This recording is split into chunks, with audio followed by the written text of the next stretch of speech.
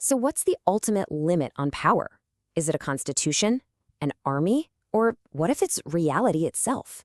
Today, we're going to explore a really powerful and, frankly, often forgotten idea that the very structure of the world provides a kind of metaphysical firewall for a free society. And you'll see, this concept is more relevant now than ever. It all really boils down to one fundamental question. Do we discover truth out there in the world, like finding some hidden landmark? Or do we, or maybe some authority, just get to declare what's true? Your answer to that single question, well, it changes absolutely everything. Because those two different answers lead to two completely different ways of seeing the world. And believe me, this isn't just some dusty academic debate. These philosophies have profoundly shaped our laws, our governments, and our very understanding of what freedom even is.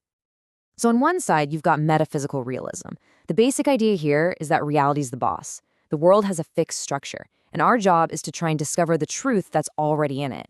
But on the other side, there's something called interpretive empiricism, which completely flips the script. It says knowledge is what defines reality. Truth isn't fixed, it's something we create when we observe or verify or interpret things. See the shift? The power moves from the world itself to the observer. Now, there's a fascinating term for a really subtle maneuver in this debate, veilcraft. It's this rhetorical trick of saying, oh yeah, I believe in objective reality, while at the same time, you're secretly making that reality dependent on your interpretation. It's like you're affirming reality with one hand while taking control of its meaning with the other. And the consequence of this shift is huge. The ground of truth moves away from the objective world and over to the institution, or the expert, or the ideology that gets to interpret what is seen. And this is the crucial point. Suddenly, authority no longer has to conform to reality. Instead, reality is forced to conform to authority.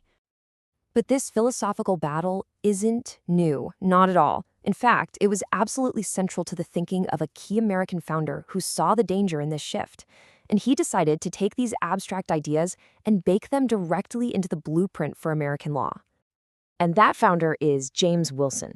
He's really the indispensable hinge connecting this deep metaphysical idea to the practical, on-the-ground reality of the constitutional order. He saw that this whole debate had massive implications for liberty. This one sentence from Wilson's lectures on law pretty much captures his entire philosophy. What he's arguing is that true law isn't just something invented by a king or a parliament. No, legitimate law has to flow directly from the way things actually are, from the fixed nature of humanity and the world itself. Think of it this way.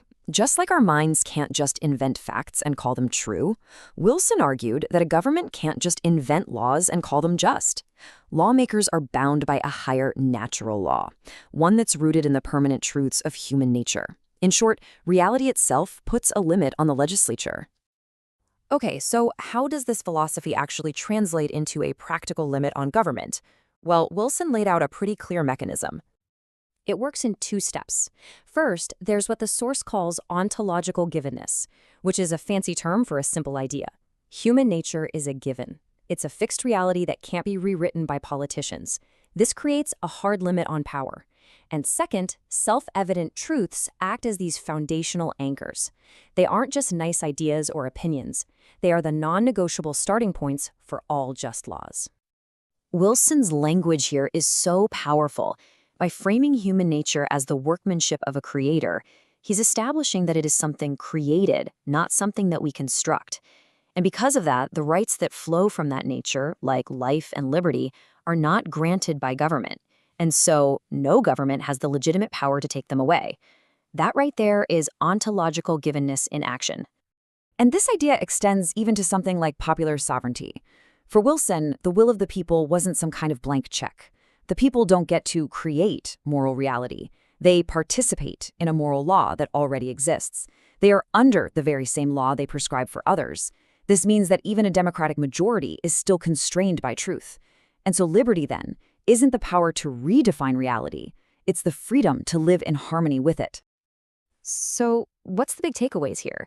Wilson's entire system, his whole framework, was designed as a kind of protective barrier for human freedom. The source we're looking at calls this the metaphysical firewall, and it's a brilliant metaphor. It's like a security system for the Republic that operates at the deepest level of how we think about truth and power. And what does this firewall protect? Well, it protects the very definitions of our most fundamental concepts. It's there to prevent any authority, whether that's a government, an expert panel, or a cultural movement, from just arbitrarily changing the meaning of what it is to be human, what counts as rational, what is moral, and ultimately, what is real. You know, this whole explainer can really be boiled down to a simple, elegant parallel. For the philosopher Thomas Reid, reality is the foundation for all knowledge. And for the founder James Wilson, that very same reality is the foundation for all just law. And this leaves us with a really critical question for our own time. Wilson's system used reality itself as the ultimate check on power. But if we discard that foundation, if we decide that reality no longer constrains authority, what will?